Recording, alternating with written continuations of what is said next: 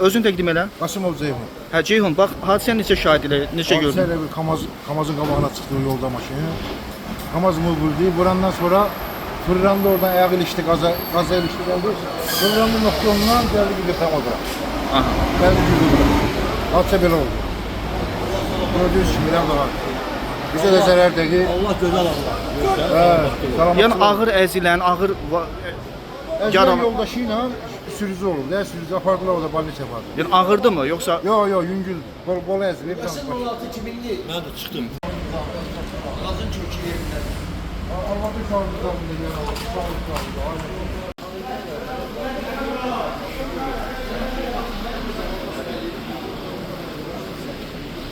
Ben hemşe oturur.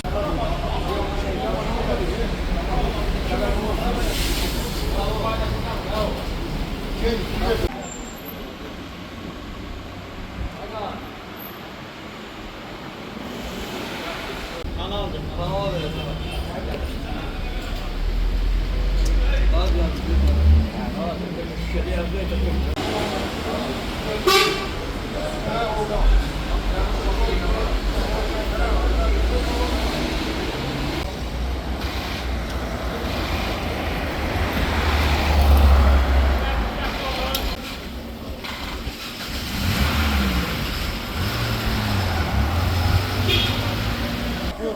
Bu maşın trasa çıkanda Kamaz'ın karşısına çıktı vurdu.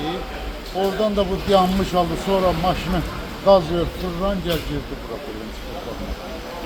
içəridə ailə falan Ailesiyle ezilmiştiler, yüngül ezilmişlerdi. Böyle de xəstəxanaya çatdırıldı. çatdırdı. Skor çağırdı, çatdırıldı. Hiç yardım biz vermedik.